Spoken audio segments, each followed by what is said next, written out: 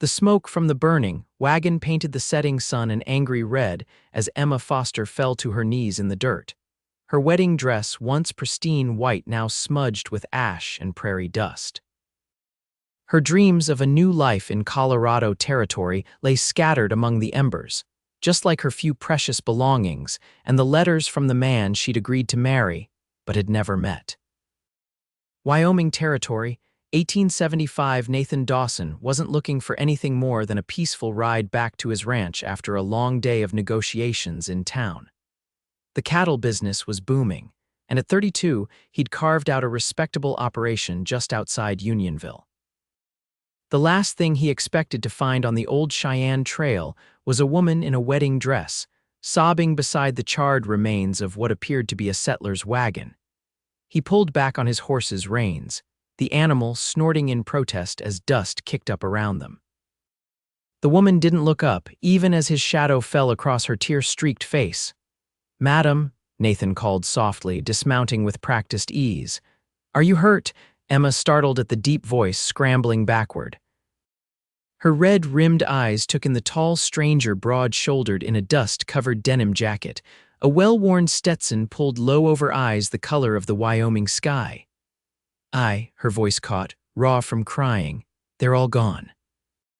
Nathan surveyed the scene, taking in the still smoldering wagon and the disturbed earth around it.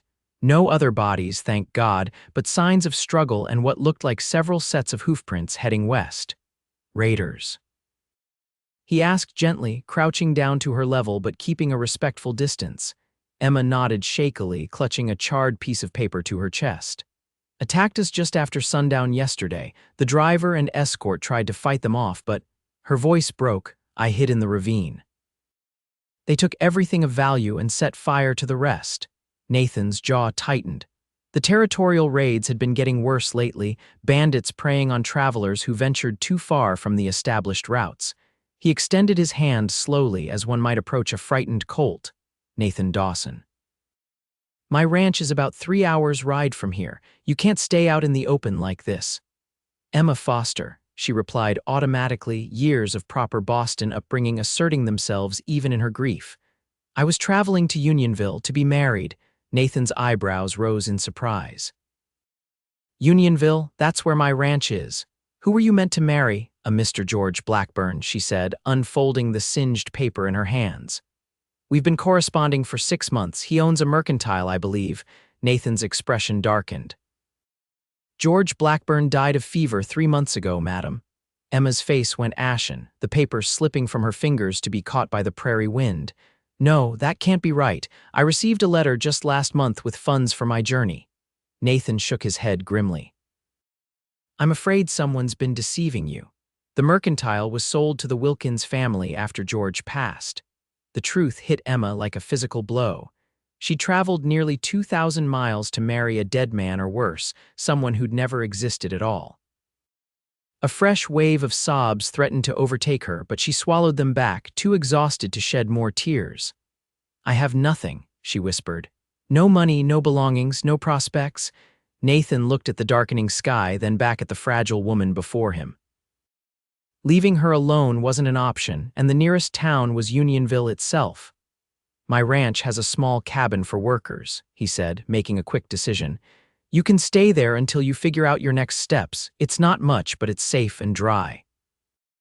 Emma hesitated, years of warnings about strange men warring with her desperate situation. "Why would you help me?" "Because my mother would haunt me from her grave if I left a woman alone on the trail at nightfall," he answered honestly. "And because Unionville's a small town. We look after our own, even those who have just arrived." After a moment's consideration, Emma nodded, allowing him to help her to her feet. Her wedding dress, already soiled from her ordeal, would be impractical for riding, but there was no alternative. Nathan helped her onto his horse before mounting behind her, maintaining as much proper distance as the saddle would allow. As they rode away from the smoldering ruins of her hopes, Emma gazed numbly at the vast Wyoming landscape. The prairie stretched endlessly in all directions, beautiful and terrifying in its enormity. She had come west seeking security and perhaps, eventually, love. Now she had neither. "There's not much talking on the trail," Nathan said after they'd ridden in silence for nearly an hour. Makes it easier for the horse and we can hear if anyone's approaching. But I should tell you about Unionville so you know what to expect. Emma nodded, grateful for anything to distract her from her thoughts. Town's been growing since the railroad came through 5 years back. We've got about 300 souls now, a proper church, schoolhouse, and even a small theater for traveling shows. His deep voice rumbled against her back as he spoke. Most folks are decent, hard-working cattle ranchers, shopkeepers, a few miners still hoping to strike it rich. And you? Emma asked, finding her voice. You said you have a ranch, the Double D. Started with 20 acres and 6 cows when I came west in '65 after the war. Now it's nearly 1,000 acres with 300 head of cattle. You built all that yourself? Nathan was quiet for a moment. Had help along the way. My brother Daniel came out a year after me, lost him to pneumonia 2 winters ago. I'm sorry, Emma said softly. Life out here takes as much as it gives, he replied, and they fell back into silence. The Double D Ranch appeared first as a distant glow of lantern light as they crested a hill. As they drew closer, Emma could make out a sprawling main house built of sturdy logs, a large barn, several outbuildings, and the small cabin Nathan had mentioned. A ranch hand emerged from the barn as they approached, eyes widening at the sight of a woman in a wedding dress. Boss, everything all right? Everett, this is Miss Foster. She'll be staying in the workers' cabin for a spell. Her wagon was attacked on the Cheyenne Trail. Nathan dismounted, then carefully helped Emma down. The ranch hand, a lanky young man with freckles scattered across his face, nodded soberly. Raiders again. Sheriff Thompson needs to organize a proper posse. We'll discuss it tomorrow, Nathan said firmly. For now, please tell Mrs. Calloway we need some suitable clothes for Miss Foster and have someone prepare the cabin. Yes, sir. As Everett hurried off, Emma swayed slightly on her feet, exhaustion finally catching up to her. Nathan steadied her with a gentle hand on her elbow. I know it's all overwhelming, he said quietly, but you're safe now. Tomorrow will be soon enough to figure out what comes next. Emma looked up at him, really seeing him for the first time since he'd found her. His face was weathered from years in the sun, but his eyes were kind, with smile lines at the corners suggesting he laughed often. A jagged scar ran along his jawline, hinting at past struggles. Thank you, Mr. Dawson, she said. I don't know how I'll repay your kindness. Nathan, he corrected, and there's no debt between neighbors. A plump, gray-haired woman emerged from the main house, carrying a bundle of clothing and wearing an expression of motherly concern.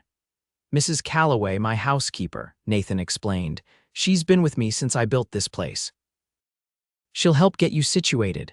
The older woman approached, clucking sympathetically at Emma's bedraggled appearance. You poor dear, let's get you cleaned up and into some proper clothes. I've put on water for a bath in the cabin and there's hot stew waiting. For the first time since the attack, Emma felt tears of gratitude rather than despair welling in her eyes. That's very kind. It's what decent folk do, Mrs. Calloway said simply, taking Emma's arm. Mr. Dawson found me in not much better shape after my Harold passed, with nothing but debts and hungry children. He gave us a home and purpose. That's the kind of man he is, as Mrs. Calloway led her toward the cabin. Emma glanced back at Nathan, who was already striding toward the barn, issuing quiet orders to his men. In the lantern light, his figure cut a commanding silhouette, strong but not threatening. For the first time since discovering her intended bridegroom was dead, Emma felt a small flicker of hope. The workers' cabin was simple but clean, with a narrow bed, a small table with 2 chairs, a pot-bellied stove, and a wooden tub that had been dragged in and filled with steaming water. A privacy screen stood in one corner, and curtains made from flour sacks framed the single window. It's not fancy, Mrs. Calloway said, setting the bundle of clothes on the bed, but it'll keep you warm and dry. The men sleep in the bunkhouse, so you'll have your privacy. It's perfect, Emma said sincerely. After the previous night spent hiding in a ravine, terrified the raiders might return, the humble cabin seemed like a palace. Mrs. Calloway helped her out of the ruined wedding dress, tugging at the bruises and scratches that covered Emma's arms. Those raiders ought to be hanged, she muttered. Preying on innocent travelers, was it just you, dear? Emma shook her head, stepping behind the screen to sink into the blessed warmth of the bath. The driver and a guard were with me. They were killed trying to protect the wagon. And you were coming to marry George Blackburn? Mrs. Calloway asked, gathering up the tattered dress. Such a shame about his passing. He was a decent man. Emma closed her eyes, letting the hot water soothe her aching muscles. Mr. Dawson told me. It seems I've come all this way for nothing. There was a pause, then Mrs. Calloway's voice came softer. Perhaps not for nothing, dear. The Lord works in mysterious ways. Rest now. Morning brings fresh perspective. After the older woman left, Emma bathed quickly, washing away the dust and smoke from her skin and hair. The clothes Mrs. Calloway had brought a simple calico dress. Undergarments and a shawl were too large but clean and serviceable. She managed to eat a few spoonfuls of the hearty stew before exhaustion claimed her completely. As she drifted into sleep on the narrow bed, her last conscious thought was of kind blue eyes under the brim of a worn hat, and a deep voice promising safety. Morning arrived with the crowing of roosters and the distant lowing of cattle. Emma woke disoriented, taking a moment to remember where she was and how she'd come to be there. The events of the past 2 days crashed back, but in the clear light of morning, her situation seemed marginally less desperate. A soft knock at the door roused her fully. She smoothed her borrowed dress as best she could and opened it to find Nathan Dawson, hat in hand. "Morning, Miss Foster. Hope you managed some rest." "I did, thank you," she replied, suddenly aware of her tangled hair and the ill-fitting dress. Mrs. Calloway was very kind. Nathan nodded, keeping a respectful distance. "I'm heading into Unionville this morning. Thought you might want to come along, speak to Sheriff Thompson about the raiders, and perhaps inquire about work opportunities." Emma's heart sank. Of course, she couldn't expect to stay at the ranch indefinitely. Yes, that would be sensible, though I'm not sure what kind of work I might find. Unionville's growing fast, the school's looking for a teacher, and the hotel often needs help. He hesitated. "I've been thinking about your situation. If this Mr. Blackburn sent for you as a mail-order bride but has been dead these 3 months. Someone was impersonating him," Emma finished, the painful realization dawning, perhaps hoping to take advantage. Nathan's expression hardened. "That's my thinking as well, all the more reason to speak with the sheriff." An hour later, Emma found herself riding beside Nathan in a wagon bound for Unionville. Mrs. Calloway had found her a bonnet to shield her face from the sun, and had insisted she take a small bundle containing another dress and basic necessities. "I'll repay you for all this kindness," Emma promised as they set out, the morning sun painting the prairie gold. Nathan kept his eyes on the trail ahead. "Mrs. Calloway lost her husband and was raising 3 young ones when I hired her on. She knows what it means to start over. We all do out here." "Is that what brought you west, starting over?" He was quiet for so long that Emma thought he might not answer. When he did, his voice was measured, as if choosing each word carefully. "The war changed everything. I was a blacksmith's son from Pennsylvania. After Gettysburg, I couldn't stand the sight of my hometown. Too many ghosts." He glanced at her. "What about you? Boston's a long way from Wyoming." Emma twisted her hands in her lap. "My father died last year. The creditors took our home, and I had few options. Mr. Blackburn or whoever was writing as him seemed kind in his letters. He wrote that he was looking for a companion, not just a housekeeper, said he wanted to build something lasting." "I'm sorry you were deceived," Nathan said simply. Unionville appeared on the horizon as a cluster of wooden buildings strung along a wide main street.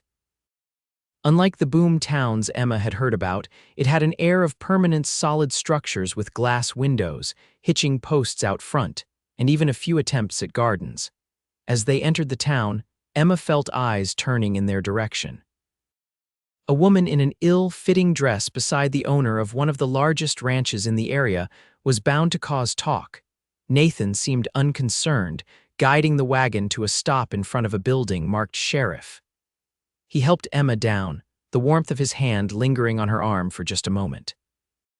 "Sheriff Thompson's fair-minded," he told her. "Tell him exactly what happened." Sheriff Thompson proved to be a grizzled man with a silver mustache and shrewd eyes. He listened carefully to Emma's account of the raid, asking pointed questions about the attackers and what little she had seen from her hiding place. "Third attack this month," he said grimly when she'd finished. "Sounds like the same bunch. They're getting bolder, hitting so close to town." He turned to Nathan. "Your men seen any sign of them on your property?" "Not yet, but I've doubled the night watch. If they're prowling that far east, it's only a matter of time." The sheriff nodded, making a note in his logbook. "As for this business with George Blackburn's name being used." He frowned. "That's troubling. You still have any of those letters, Miss Foster?" "They were in my trunk on the wagon," Emma said softly. "Everything burned."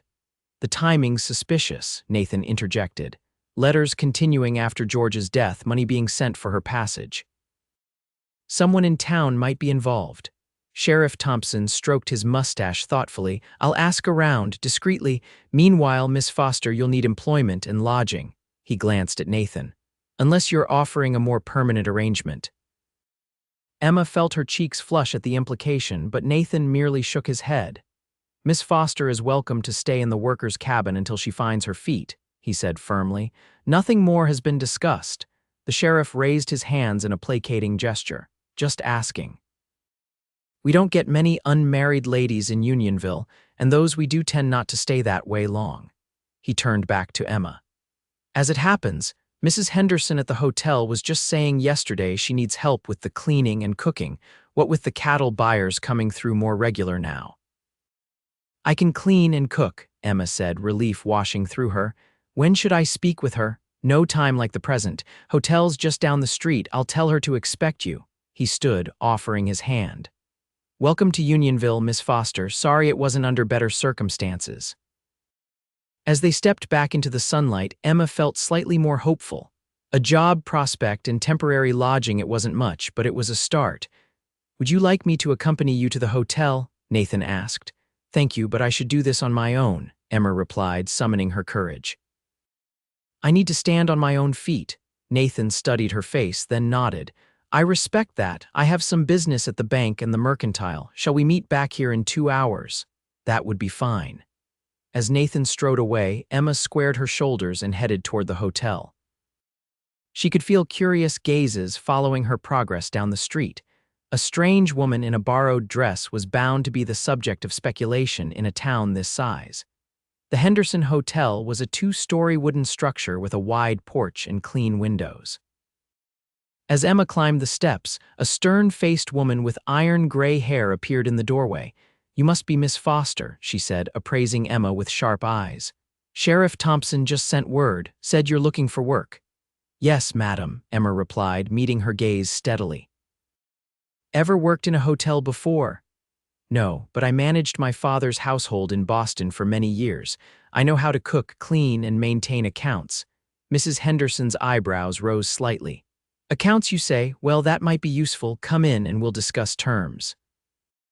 An hour later, Emma emerged from the hotel with a position as assistant manager. Mrs. Henderson had been impressed by her education and refined manners, qualities she felt would appeal to the more prosperous guests. The job came with a small room on the top floor and meals, plus a modest wage. "I can start tomorrow," Emma told Nathan when they met again at the Wagon. "Mrs. Henderson even advanced me a small sum so I can purchase a few necessities." "That's good news," Nathan said, genuine warmth in his voice. "Mrs. Henderson drives a hard bargain but treats her employees fairly." "Would you like to visit the mercantile before we head back?" The mercantile proved to be a well-stocked establishment run by a cheerful woman named Mrs. Wilkins. With her advance, Emma purchased a hairbrush, a nightgown, a second dress that actually fit, and a few personal items. New in town. Mrs. Wilkins asked as she wrapped Emma's purchases. "Yes, just arrived yesterday," Emma replied carefully. "Well, welcome to Unionville. We're a friendly bunch once you get to know us." She glanced past Emma to where Nathan was examining a display of tools.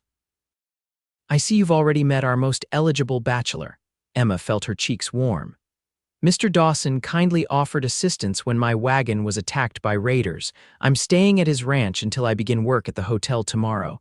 Mrs. Wilkins's eyes widened with interest. "Raiders, how dreadful." "You're lucky Nathan found you. He's a good man, built that ranch from nothing after the war." She lowered her voice conspiratorially.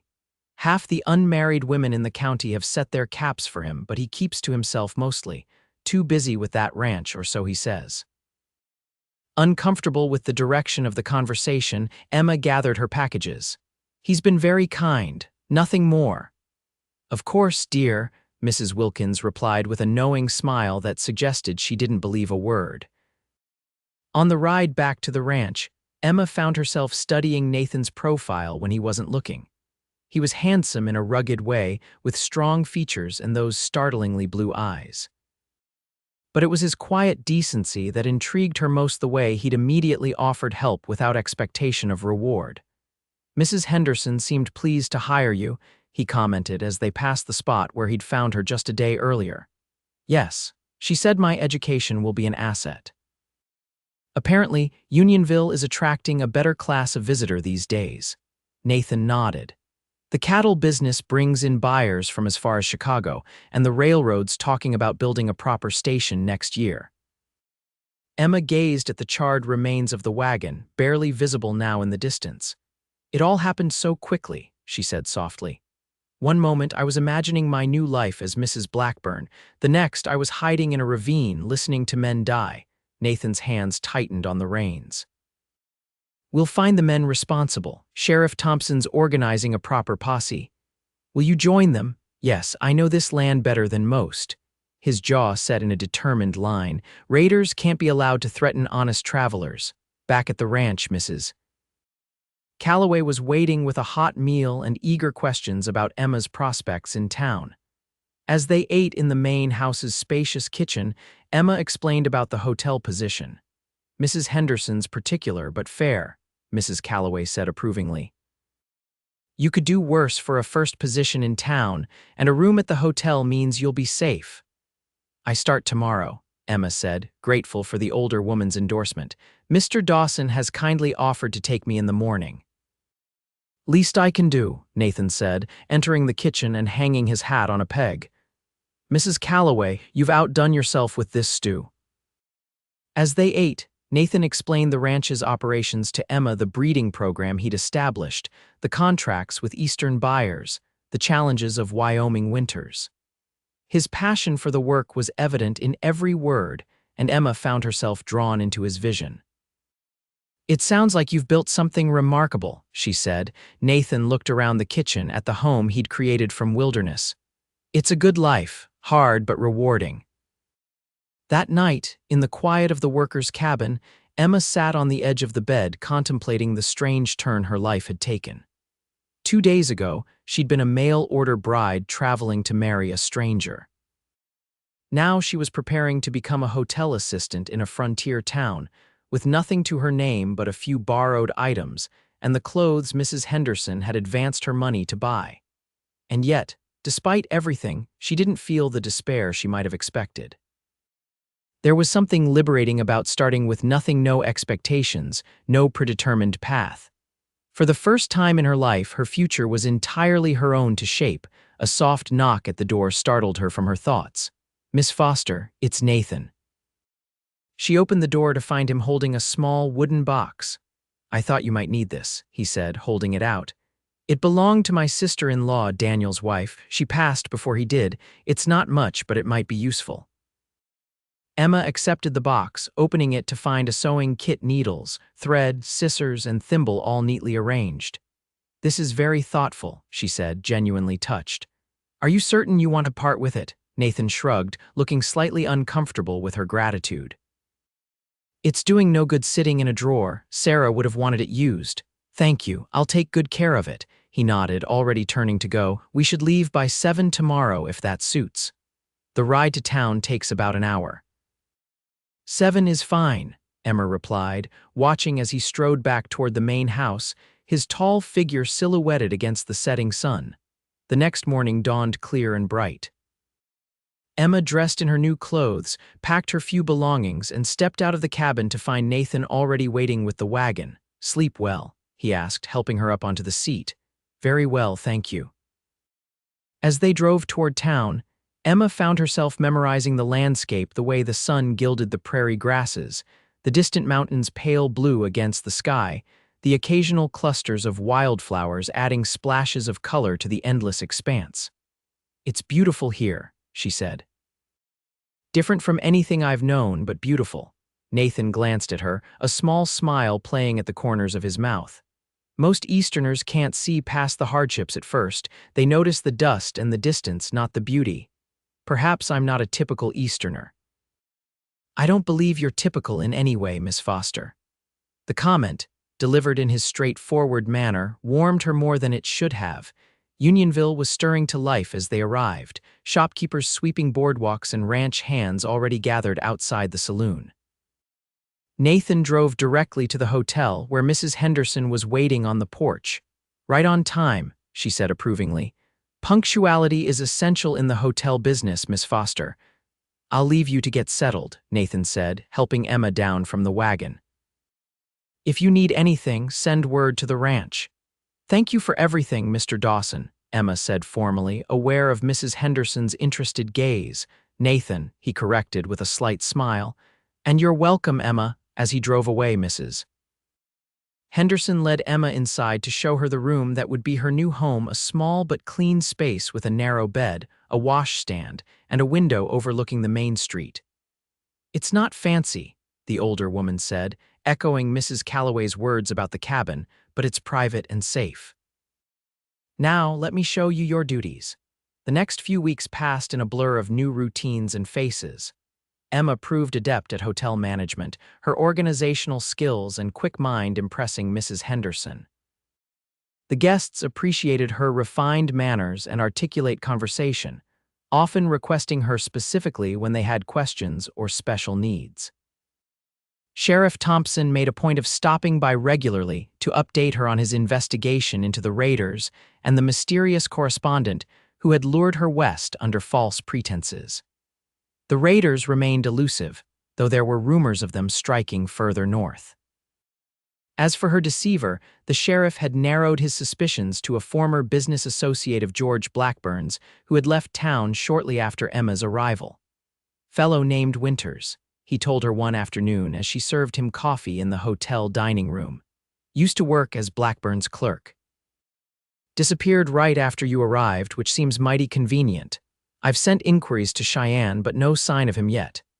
"Do you think he meant to meet me himself?" Emma asked, troubled by the thought. "Could be.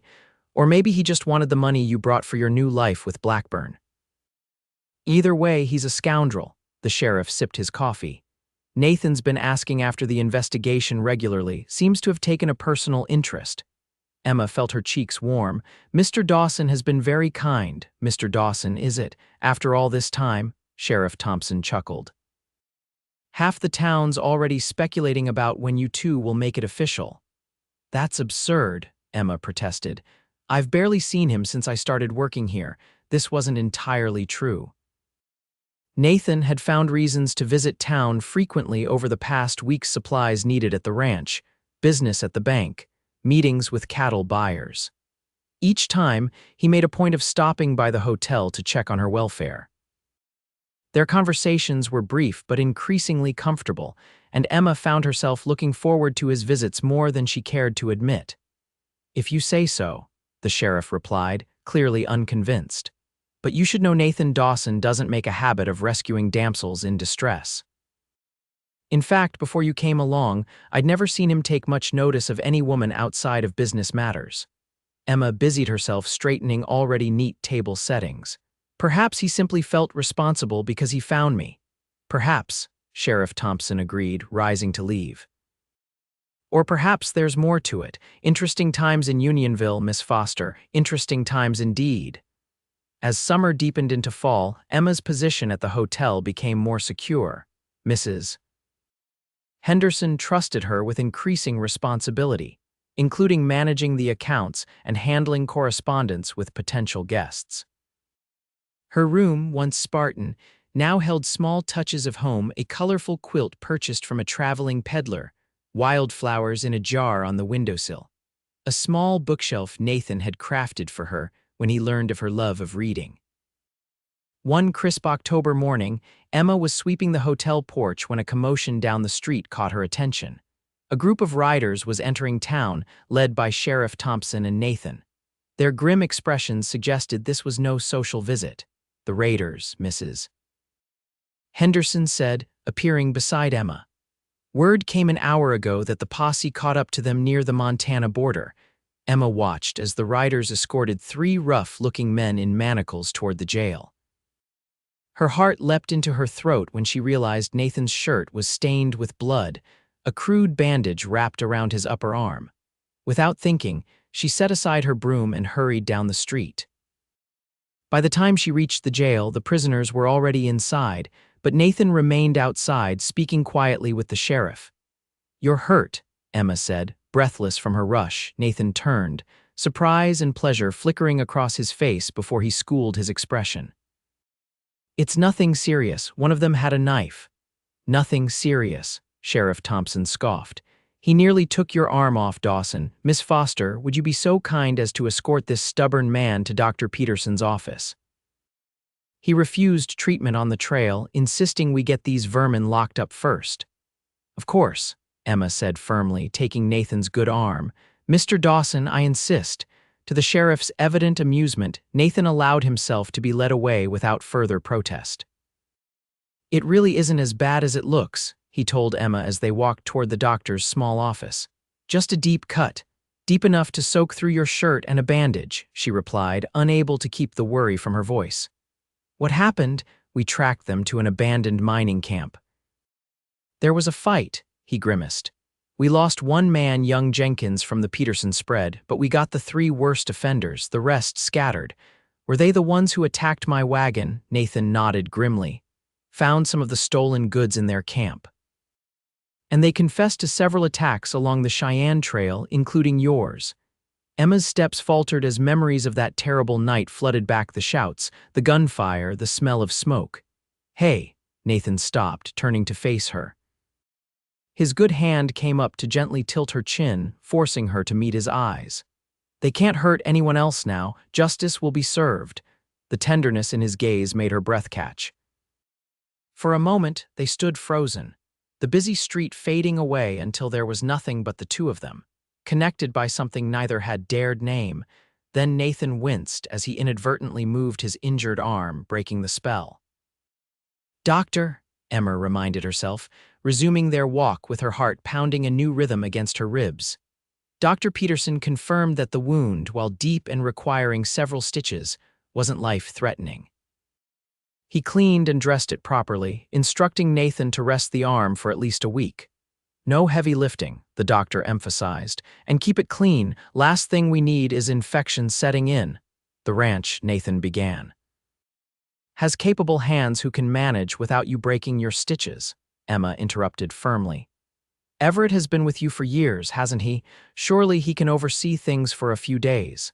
Nathan looked ready to argue, but something in Emma's expression made him relent. "A few days," he agreed reluctantly, "but I can't sit idle in town." "You can stay at the hotel," she offered. "Mrs. Henderson always keeps a room for emergencies, and this certainly qualifies." The arrangement was quickly settled. Nathan sent a message to the ranch with one of the returning posse members, while Emma prepared the hotel's best room under Mrs. Henderson's knowing gaze. "Just being neighborly," Emma said defensively as she laid fresh linens on the bed. "Of course, dear Mrs. Henderson replied with the same skeptical tone Mrs. Wilkins had used months earlier. "And I'm Queen Victoria." That evening, after ensuring Nathan was comfortably settled with a hot meal, Emma retreated to the hotel's small parlor to gather her thoughts. The day's events had shaken her more than she cared to admit, both the capture of the raiders, who had destroyed her original plans, and the realization of just how much Nathan had come to mean to her.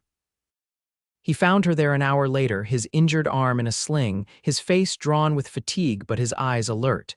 "You should be resting," she scolded gently. "Couldn't sleep." He lowered himself carefully into the chair opposite hers. "Too much on my mind," Emma set aside her mending. "The raiders." "Partly." He studied her face in the lamplight. "Sheriff Thompson told me they found letters in the raiders' camp, letters addressed to George Blackburn in your handwriting." Emma's breath caught. "My letters to Mr. Blackburn, the ones I wrote before coming west," Nathan nodded. "It seems your suspicions were right." A man named James Winters, Blackburn's former clerk, continued the correspondence after George's death. He worked with the raiders, sending potential targets their way. You weren't the first mail-order bride he'd lured out here. Horror washed over Emma as the full implications sank in. The others, what happened to them? Nathan's expression darkened. Two never made it to Unionville. Another arrived safely but left on the next eastbound train when she discovered the deception. You're the only one who stayed. I had nowhere else to go, Emma whispered. And now that the danger's passed and you've established yourself here, his voice was carefully neutral, but his eyes held a question that made her heart race. Do you plan to stay in Unionville, Emma? The use of her given name, rare even after months of acquaintance, underscored the importance of the moment. Emma realized he was offering her an opening, a chance to speak honestly about what lay between them. I've grown fond of Unionville, she said slowly, choosing her words with care. It feels more like home than Boston ever did. I have work that I enjoy, a community that's welcomed me. She paused, gathering her courage. And there are people here I've come to care for deeply. People, Nathan echoed, a hint of a smile playing at the corners of his mouth. Emma felt heat rising in her cheeks. A particular person, perhaps. Nathan leaned forward, his good hand reaching across to cover hers. I'm glad to hear it, because I've been trying to find a way to tell you something for weeks now. Emma's heart pounded so loudly she was certain he must hear it. Yes. When I found you beside that burned wagon, I was just trying to help someone in need, he said softly. I never expected to find myself looking forward to riding into town just for the chance of a 5-minute conversation with the hotel manager's assistant. A smile bloomed across Emma's face. Is that why you suddenly needed so many supplies this summer? Nathan laughed, the sound warming her to her core. Everett started asking if we were preparing for a 10-year siege. His expression sobered.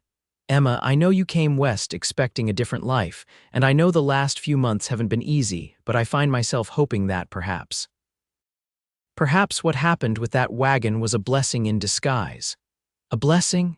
Emma repeated, remembering the terror and loss she'd felt that day.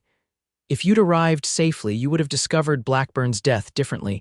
You might have left immediately. We might never have met. His fingers tightened around hers.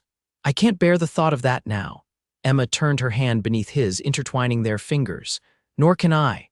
For a long moment, they sat in silence, connected by their joined hands and the weight of words not yet spoken but hovering in the air between them. Finally, Nathan cleared his throat. I'm not George Blackburn, I don't own a mercantile, and I can't offer you a life of ease. Ranching is hard work with good years and bad. But I can offer you honesty, respect, and a heart that's been yours since the day I found you on that trail. Emma blinked back unexpected tears. Are you asking what I think you're asking? Not officially, not yet. Nathan smiled ruefully. When I propose properly, it won't be in a hotel parlor with my arm in a sling and Sheriff Thompson likely eavesdropping outside the door. A muffled sound from the hallway confirmed his suspicion, followed by hurried footsteps retreating. Emma laughed, the tension of the moment broken. I appreciate your consideration of the setting, but know that when you do ask, my answer will be yes. The smile that spread across Nathan's face was like sunrise breaking over the prairie, warm, radiant, full of promise. Is that so, Miss Foster? It is, Mr. Dawson. She squeezed his hand gently. After all, I came west to be a bride. It seems fitting that I should become one, even if the groom is different than I expected. Different in a good way, I hope. In the best possible way, she assured him. 2 weeks later, on a perfect autumn morning with the aspen trees glowing gold against the blue Wyoming sky, Nathan Dawson led Emma Foster to a ridge overlooking the Double D Ranch. His arm had healed well, and he moved with his usual easy confidence as he helped her negotiate the rocky path. I wanted you to see it from up here, he explained as they reached the summit, to see what I see when I think about the future. Below them, the ranch spread out in a patchwork of corrals, pastures, and buildings. Cattle grazed in the distance, dark dots against the golden grass. Smoke curled from the chimney of the main house, and ranch hands moved about their morning tasks. It's beautiful, Emma said, meaning it. From this vantage point, she could see the years of work and vision that had gone into creating this thriving operation from wilderness. "When I first claimed this land, there was nothing but prairie grass and a creek," Nathan said. "Daniel thought I was crazy, but I could see what it could become." He turned to face her, taking both her hands in his. "That's how I feel about us, Emma. I can see what we could build together, and it's more beautiful than anything I've created yet." From his pocket, he withdrew a small velvet box clearly purchased on his last trip to Cheyenne. Inside was a simple gold band set with a single pearl. "It's not fancy," he said, echoing the words so many had used to describe the accommodations they'd offered her. "But it's sincere. Emma Foster, would you do me the honor of becoming my wife, of building a life with me here on the Double D?" Emma looked from the ring to his face, so beloved now, every line and angle familiar and dear. 6 months ago, she had been a desperate young woman with nothing but a marriage contract to a stranger and a trunk of modest belongings. Now she stood on the brink of a future far richer than anything she could have imagined. "Yes," she said, her voice clear and certain in the morning air. "Yes, Nathan Dawson, I will marry you." As he slipped the ring onto her finger and gathered her into his arms for their first proper kiss, Emma thought of the day he had found her beside that burned wagon, how lost and alone she had felt, how uncertain her future had seemed. From those ashes, they had built something beautiful together, not just a home or a livelihood, but a love that had grown naturally and honestly, day by day, through shared work and worry and joy. The church in Unionville had never seen such a crowd as gathered for their wedding that December. The entire town turned out to witness Sheriff Thompson giving away the bride, Mrs. Henderson weeping happily in the front pew, and Mrs. Calloway beaming with pride as if her own son were getting married. "Never seen Nathan look so happy," Everett commented to Mrs. Wilkins as the couple spoke their vows. "Not even when that prize bull won at the territorial fair." When they returned to the ranch that evening as husband and wife, Nathan carried Emma across the threshold of the main house with confident strides, setting her down gently in the home that was now truly hers. "Welcome home, Mrs. Dawson," he said, his voice husky with emotion. Emma reached up to touch his face, wondering at the journey that had brought her to this moment. "It feels like a dream," she admitted. "That day you found me, I thought my life was over. Instead, it was just beginning. For both of us," Nathan said, drawing her close. "I've been alone so long, I'd forgotten what it was to share my dreams with someone. Now I can't imagine facing tomorrow without you beside me." As spring returned to Wyoming, Emma stood on the porch of their home, watching Nathan work with a new foal in the corral. Her hand rested lightly on her still flat stomach, cradling the secret she would share with him that evening. A new life growing, conceived in love, the most precious new beginning of all. The wagon that had burned on the Cheyenne Trail was long gone, its ashes scattered by Wyoming winds. But from that moment of devastation had risen everything Emma now held dear: a loving husband, a home filled with warmth, a community that had embraced her, and now the promise of family. Some might call it fate or divine intervention. Emma preferred to think of it as the alchemy of the West, that mysterious process by which hardship was transformed into strength, loss into opportunity, endings into beginnings. As Nathan looked up and caught her watching him, his smile as warm as the spring sunshine, Emma knew with absolute certainty that she had found exactly where she belonged. Not in the life she had planned, but in the one that had found her instead, rising like a phoenix from the ashes of a burned wagon on the Cheyenne Trail.